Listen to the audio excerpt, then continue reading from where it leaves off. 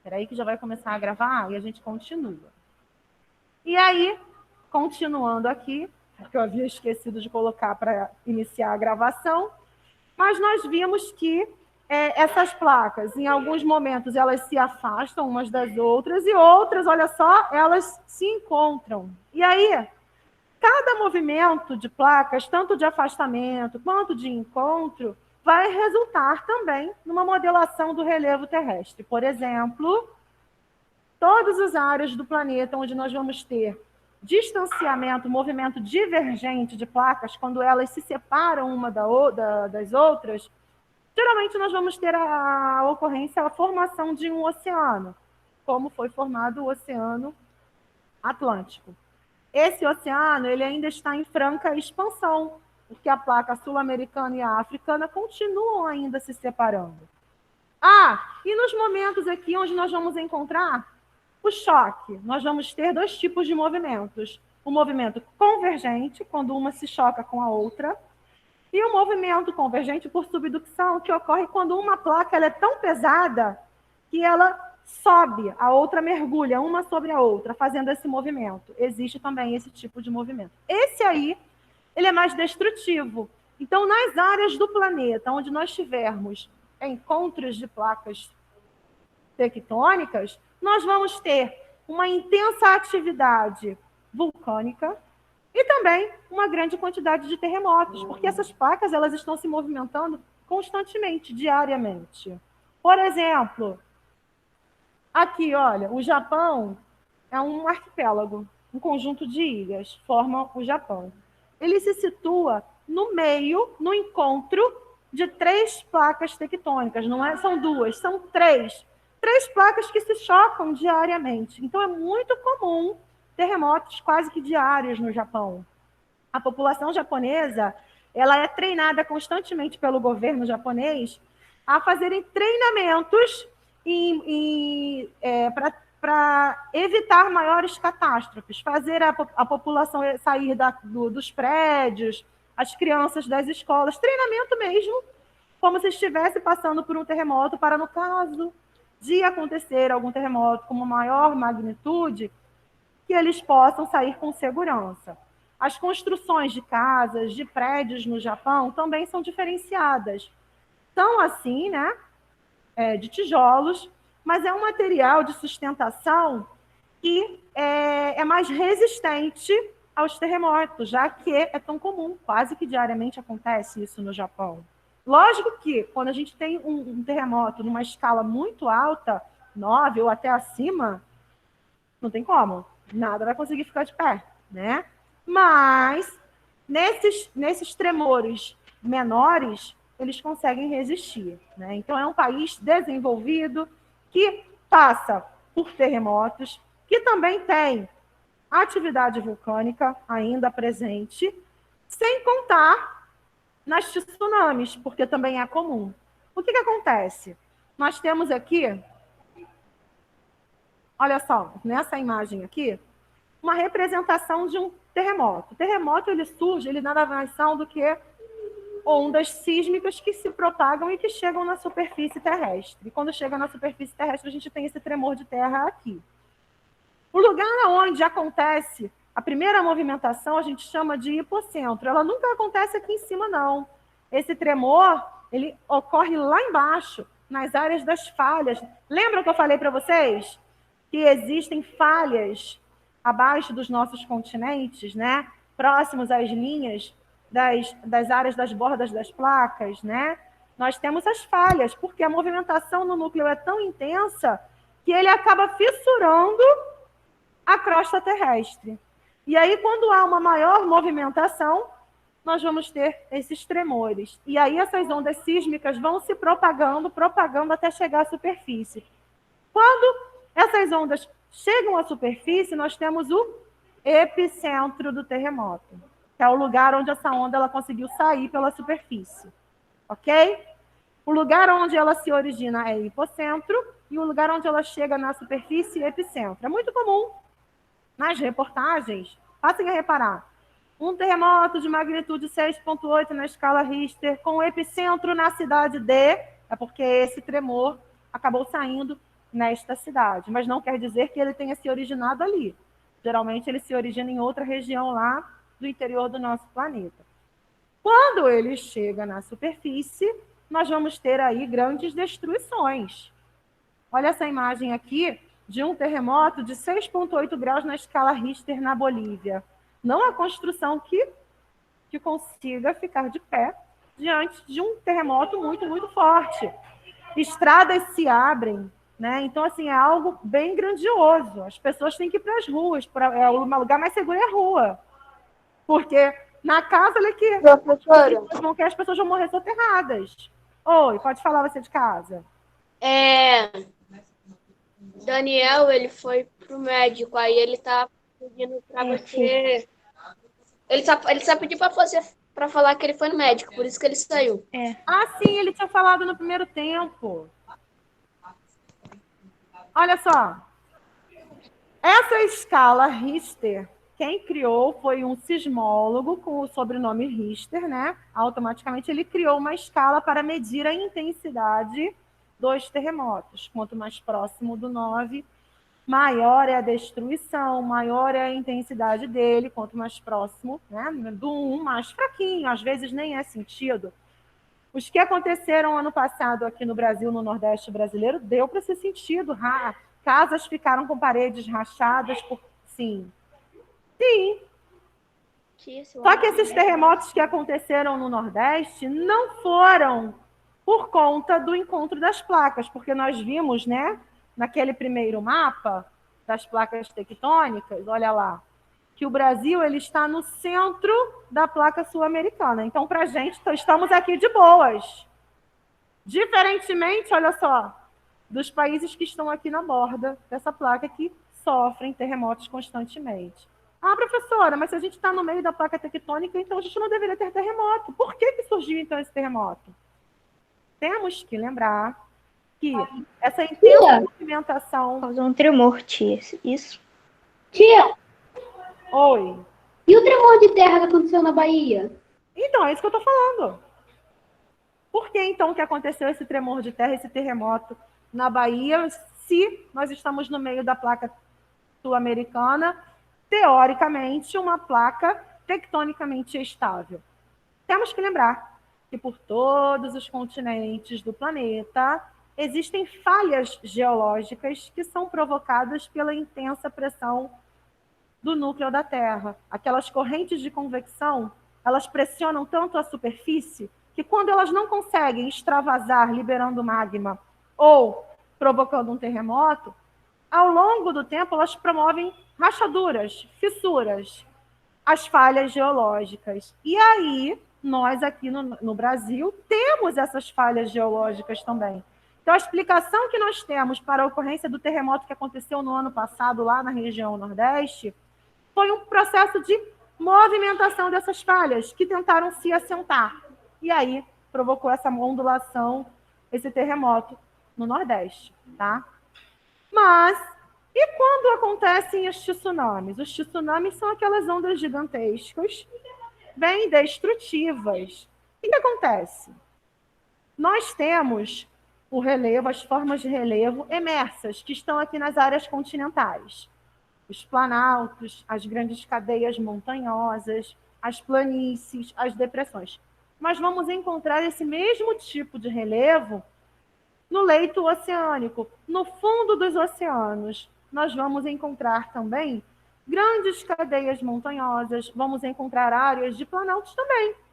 Então, a mesma forma de relevo que temos na superfície que nós podemos ver, temos lá no fundo dos oceanos.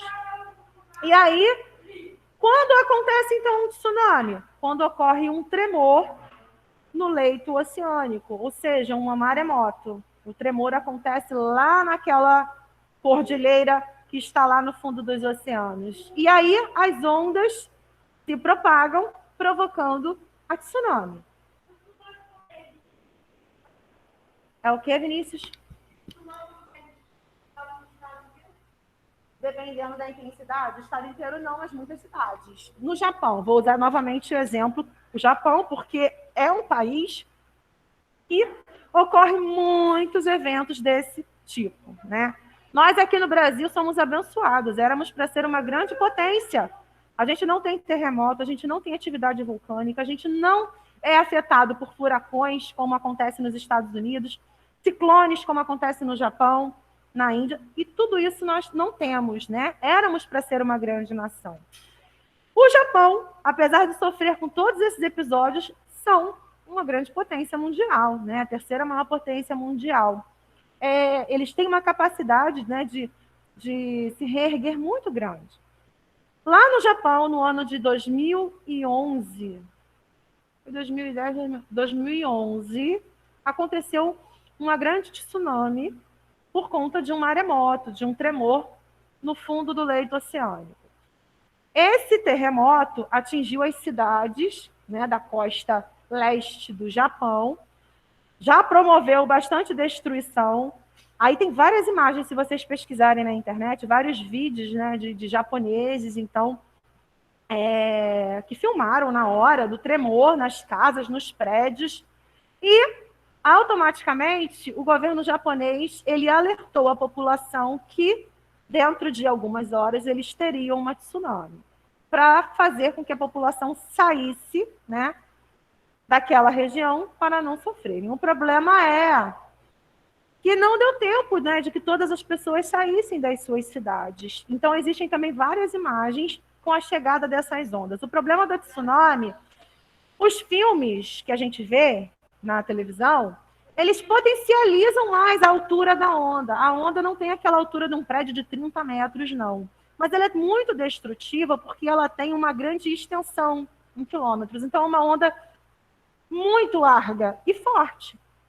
E aí destrói tudo. Lógico, é maior do que as ondas normais, em tempos normais, no mar, lógico, mas não tão grande quanto naqueles filmes. Eles potencializam mais. Mas é tão destrutivo quanto. Quando essa onda chegou no Japão, veio arrastando tudo.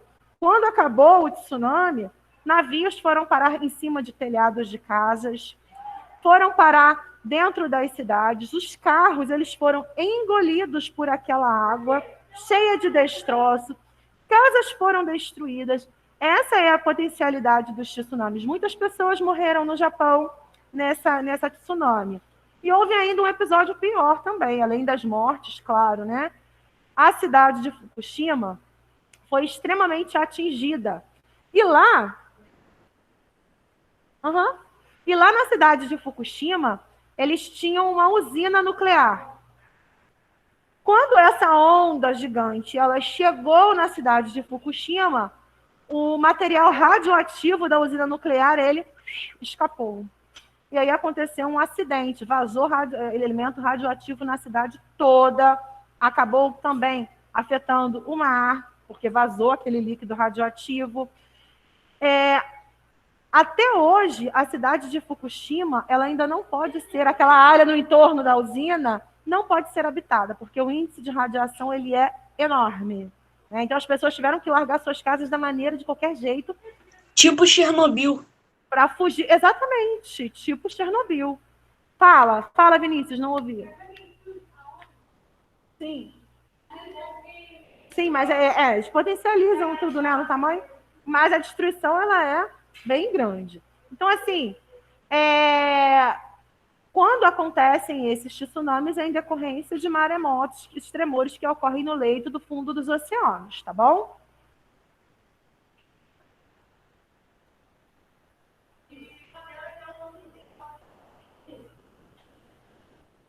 E os vulcões? Os vulcões, eles também vão ocorrer nas áreas... Oi, Vinícius. Quê?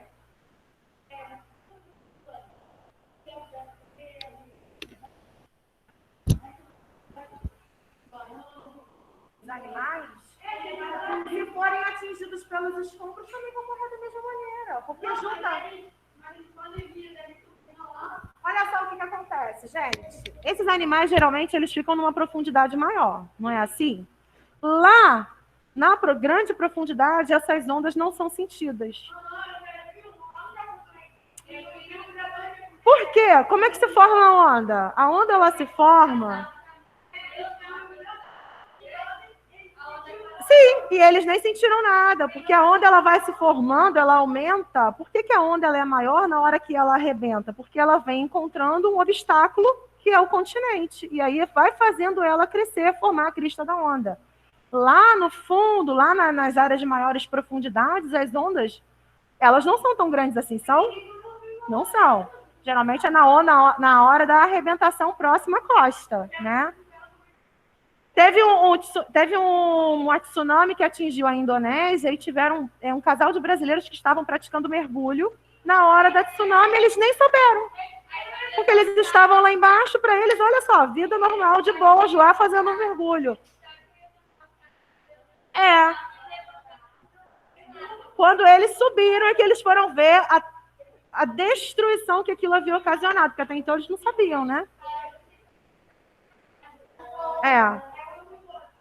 Agora, prestando atenção aqui, ó. Agora a gente vai falar um pouquinho sobre o vulcanismo. Ele vai acontecer por conta do extravasamento aqui do magma até a nossa superfície terrestre, como a gente já viu naquela imagem anterior, né?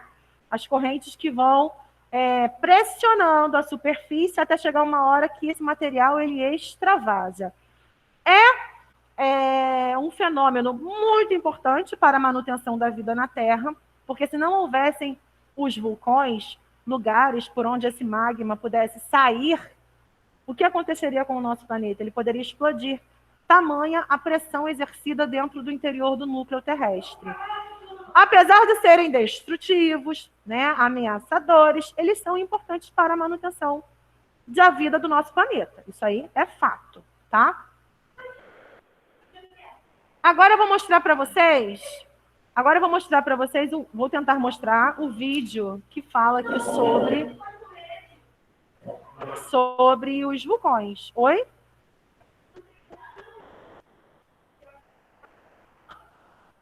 Deixa eu ver aqui, galerinha. Deixa eu entrar aqui no YouTube.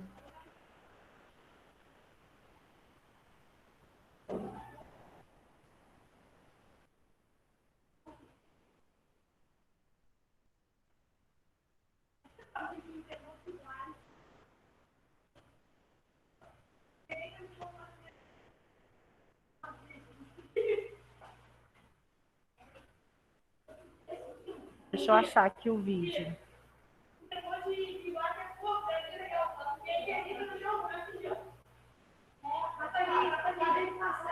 Olha só, pessoal de casa, eu vou pedir que vocês façam silêncio, por favor, porque agora vocês não vão me ouvir mais, porque eu vou reproduzir o vídeo, tá certo? Então, eu peço que vocês façam silêncio até a gente acabar de ver, tá? Só um minutinho.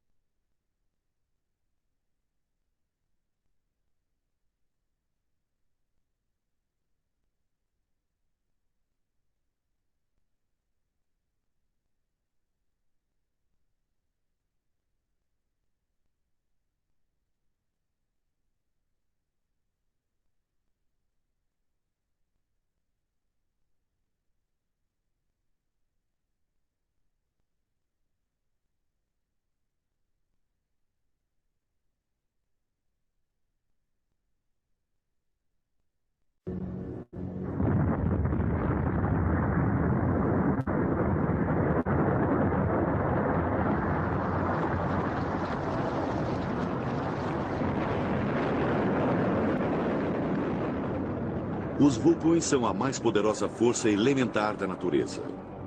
Eles moldaram a face do nosso planeta desde o seu nascimento.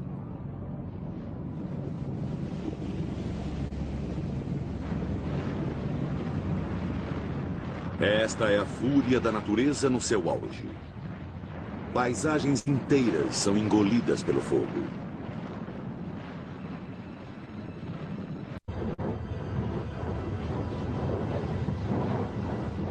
Os vulcões têm moldado a face de nosso planeta por bilhões de anos. Eles podem construir novas terras onde antes havia apenas o oceano.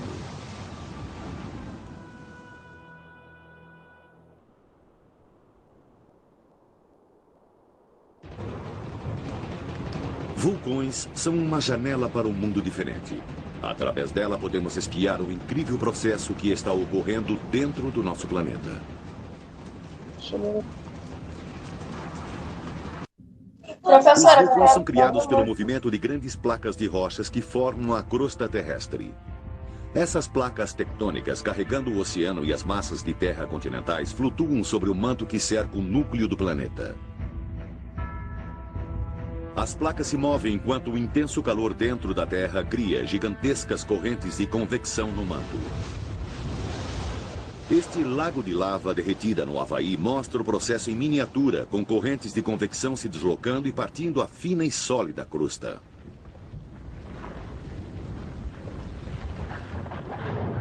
Um tipo de vulcão ocorre onde essas correntes sobem para a superfície. A crosta é partida e novas rochas tomam seu lugar. Isso ocorre em grandes cumes no meio dos oceanos. O magma novo vem diretamente do manto, que fica nas profundezas da Terra. Ele é líquido e se chama basalto. Quando os vulcões se formam, eles frequentemente criam ilhas como a Islândia e as Ilhas Canárias no Oceano Atlântico. A rocha líquida sai para a superfície e flui para fora do vulcão na forma de lava.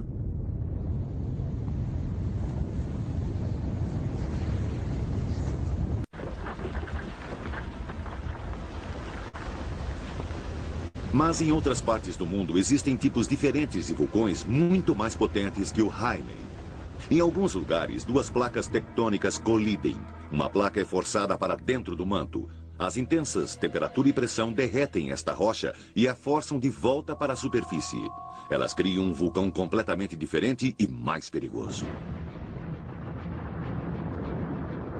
Estes vulcões explodem, arremessando cinzas, rochas e gás. Infelizmente, esses explosivos vulcões são os mais comuns.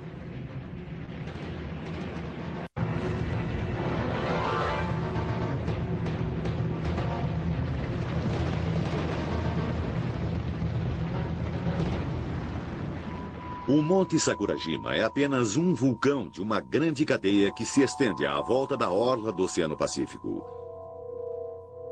A maioria dos vulcões ocorre em cadeias de ilhas ou ao longo das margens dos continentes. Suas posições marcam os limites entre as placas tectônicas. A maioria ocorre onde as pesadas placas oceânicas colidem e afundam sob as massas de terra continentais mais leves. Segundo a lenda, a deusa Pele descansa sob a grande ilha do Havaí. Em 1983, ela acordou, como faz periodicamente. Kilauea nasceu para a vida. Ele ainda hoje está ativo. Em 1991, o fluxo de lava desceu do vulcão através da floresta tropical. A cidade de Calapana estava em seu caminho. A lava se moveu lentamente e frequentemente, fazendo pausas de alguns dias, mas ela não podia ser detida.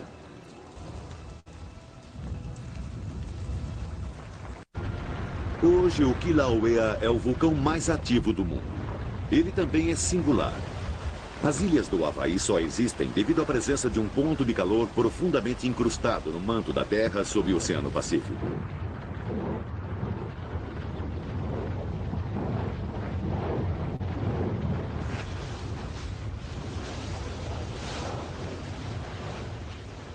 Enquanto a crosta do planeta se move por cima desse ponto de calor, o magma é forçado para cima e entra em erupção, criando uma ilha vulcânica. A crosta se move, o vulcão lentamente morre e um novo vulcão se forma sobre esse ponto de calor. O Kilauea é o mais recente resultado desse processo. Sua lava é muito líquida e frequentemente forma longos rios que fluem em direção ao mar. Gradativamente, a superfície do rio esfria, formando um teto, e a lava fica confinada dentro de túneis ou tubos. A lava pode fluir através dos tubos durante meses, até anos.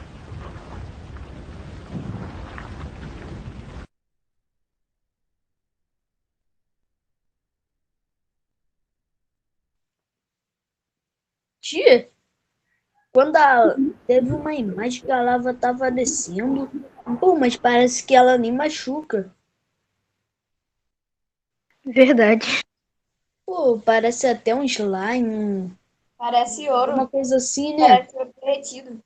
Pô, mas eu acho, sério, parece assim, mas já pensou, vai lá botar o pé à mão?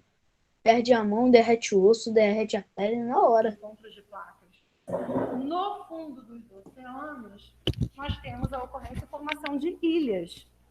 No Havaí, por exemplo, o Kilauea que passou aqui, então tem um vulcão ainda em erupção. Na Oceania, a gente tem ilhas que foram formadas por antigas atividades vulcânicas que formam ali os atóis, né, dos recifes de corais.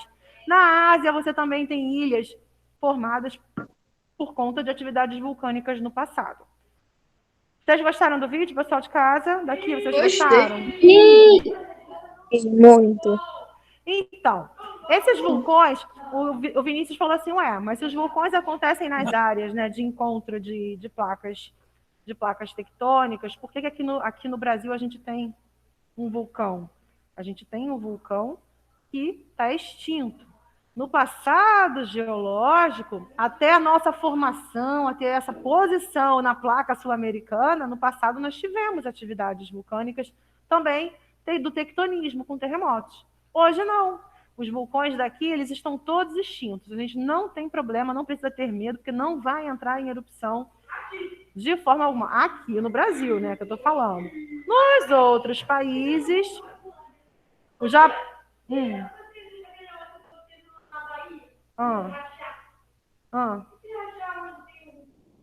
Não vai ter. Não vai voltar mais, eles não vão entrar mais em erupção. Ele está extinto. Uma vez extinto, ele nunca mais vai ter atividade. Ok? Oi?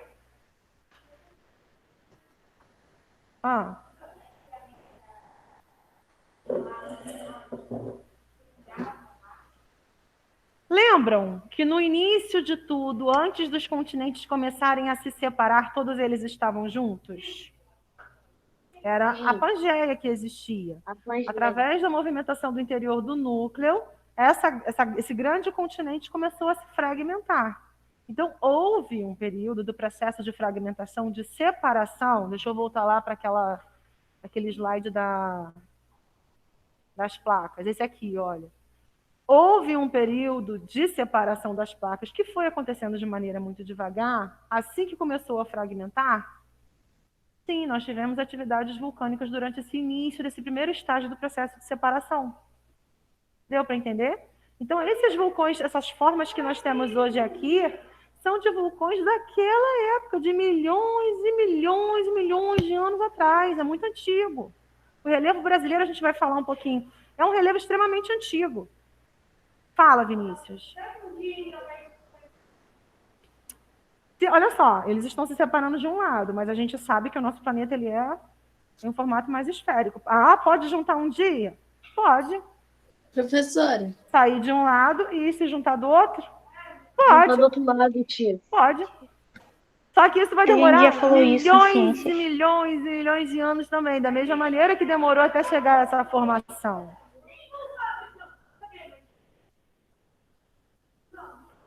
Então tá. Tem alguém querendo falar? Levantou a mãozinha? Porque quando eu compartilho a tela eu não consigo ver. Quem é que quer falar? Eu, professora. Lara, que eu tô vendo a mãozinha da Lara. Pode falar, Lara. E como é que os vulcões adormecem? Deixa eu só ouvir aqui as dúvidas. Fala aí, galera de casa. Quem é que tá com dúvida? E como é que os vulcões adormecem? Sim. Bilhões, ele ainda tem uma vida útil ainda considerável. Eu acho que a professora não tá Pessoal de casa. Lara quer falar como os vulcões adormecem. Tia, tá ouvindo a gente? Acho que não. Onde? Tia, tá ouvindo a gente? Então ninguém nasce lá, né? Porque não, Tia, tá ouvindo a gente? não tem como sobreviver na Lua. Não, ela não tá ouvindo a gente. Vamos lá, vamos continuar. Fala. Tia, professora, Ela tem gases. Se você inalar muito próximo, Ela tá pode com dar fone. problemas da saúde, sim. Professora, Geralmente, Geralmente, os vulcões, eles não, assim, explodem de uma hora para outra. Não tá ouvindo. Eles dão sinais. Que sinais são esses? Professor! Peraí, Daniel Thierry levantou a mão, Júlio também. Tia, você tá ouvindo a gente? Vocês não estão me ouvindo? Você que não gente tá só ouvindo tá a errado. gente. Tá ouvindo a gente. Tia, Você tá ouvindo a Fala aí gente? se ela não tá nos Ih, ouvindo, peraí, porque que a eu gente tá que não estou falando. ouvindo vocês. O que será que eu fiz aqui? Deixa eu apertar mais. Sai o quê? Professora, tá Sair ouvindo a da gente sala para agora? voltar? Já Tá aconteceu ouvindo a isso gente agora, professora? Professor, Para de. Vou... Ela não tá ouvindo a gente. Não estou ouvindo vocês. Eu vou sair e vou voltar. O tio Gil tá aqui na Fala sala, com o chat, rapidinho. senão A ela não vai ouvir gente... a gente. tchau, Retorna. professora. Daniel, tchau. Daniel, não acabou, não. Daniel, totalmente aleatório o negócio dele. Que Eu acho estranho. que, Pode Daniel, tava não funcionando sai. agora há pouco. E agora não tá mais funcionando.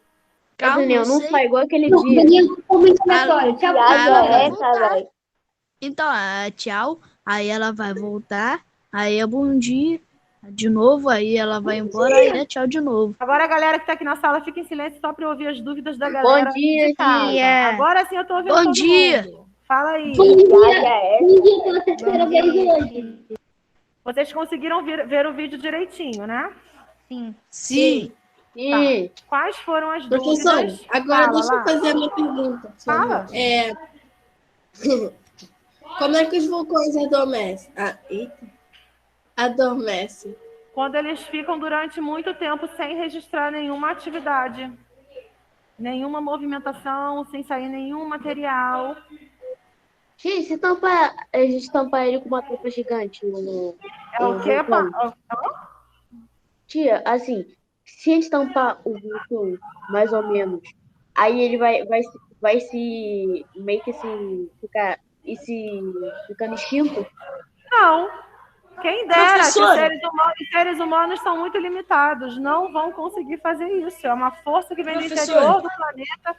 Shhh, guarda isso aí. É uma força que vem do interior do planeta que vai além do ser humano. Ele não tem como impedir a ação, uma erupção vulcânica, não. Fala, Professora. outra dúvida. É que você mostrou aquele mapa com as. Tipo, uma placa tectônica encostando na outra, que aí causa os terremotos, vulcões. Só que aí mostrou uma do lado da América do Sul. Ah, Por que então a América do Sul não tem muito terremoto? não. A porção onde a gente tem o choque das placas, eu vou voltar na imagem, ó. É o Brasil. É só o Brasil que tá longe. O Daniel dos Thierry tá limites falando das assim, do limite das placas, e ele percebeu que aqui na América do Sul a gente tem um encontro de placas. E por que que não tem? Ter essa porção aqui voltada na costa, voltada para o Oceano Pacífico, nós temos intensa atividade tectônica, atividade vulcânica. Tanto é que as cadeias montanhosas, as maiores que estão localizadas na América do Sul, se encontram aqui. Nós temos a Cordilheira dos Andes. Eu falei no caso do Brasil. O Brasil ele não tem, por ele estar no centro. Sim. Eu falei no caso aqui do Brasil, que ele está sobre uma área no meio da placa sul-americana. Porque... Calma. Você vai. Ok, Daniel Thierry? Mais alguma dúvida do pessoal de casa? Nada não. Então o Brasil é bom demais, né? Graças a Deus. Aí, olha só. Então, nós vimos aqui como podem acontecer as alterações. Fala, Maria.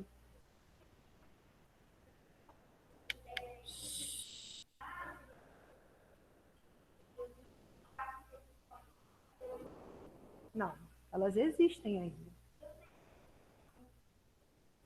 Não. Não, elas não sumiram. Elas só estão se movimentando. Aí, olha só, vimos então aqui como os agentes internos vão promover as alterações no relevo, que são as formas que estão na superfície. A cada momento que o material magmático ele consegue chegar e extravasar aqui na nossa superfície, após se resfriar, vai dar uma origem a uma outra forma de relevo. Depois que ela voltar, quando ela voltar, você vai, sem correr. E quem corre são aquelas criancinhas pequenininhas, né? Só um minutinho. O pessoal daqui já vai anotar a atividade de casa antes que esqueça. Por favor, anotem aí. Gente, a tia Beth já vai começar a fazer aqui a chamada. Eu vou compartilhar isso aqui com vocês. Espera aí, pode voltar.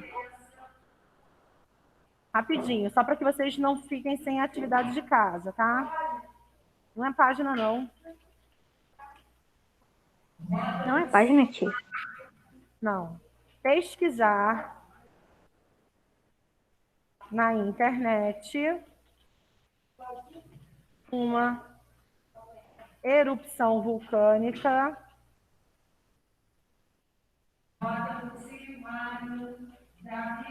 de grande impacto. Então, vocês vão pesquisar na internet as maiores erupções vulcânicas do planeta. Aí vocês vão ver uma infinidade dos que já aconteceram na história. Vocês vão escolher uma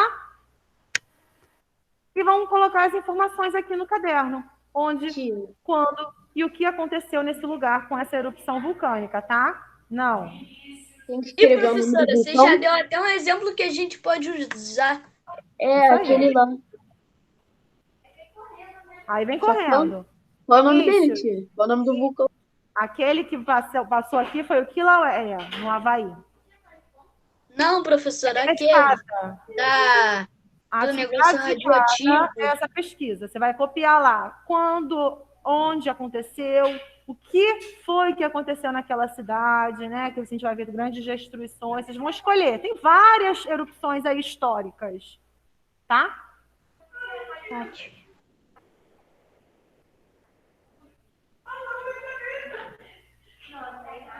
Uhum. Vinícius. Pronto, professora, já copiei. Tira uma foto no seu celular. Tira foto no celular disso aqui, senão você vai esquecer. Tá. Bom, a galera de casa, todo mundo já copiou? Tia, tô quase acabando. Gente, eu tô acabando.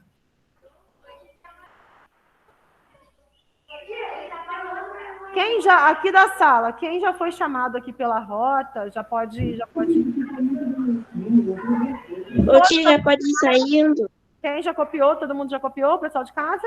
Sim. Não, tia, eu tô em vulcânico. Então, quem já copiou, então, a atividade pode sair. Tchau, tia. Vai ter que me mostrar. Tchau, professora! Semana que vem, tá bom? Tchau, tia. Até semana que vem, bom final de semana. Para você também. Tchau, professora. Tchau. Tchau, professora. Tchau. Tchau, professora. Bom final de semana pra você. Valeu. Falou. Tia, peraí. Ai, desculpa. Deixa eu colocar aqui no chat para você. Dita aí pra mim, tia. Só ditar. Dita aí, por favor. Tchau, professora. Até semana que vem. Tchau, tchau. Até semana que vem. Ó, tá aí, ó.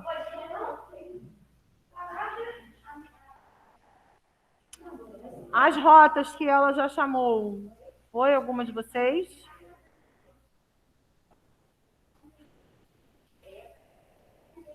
Tchau, tia. Bom final de semana. Tchau, tchau.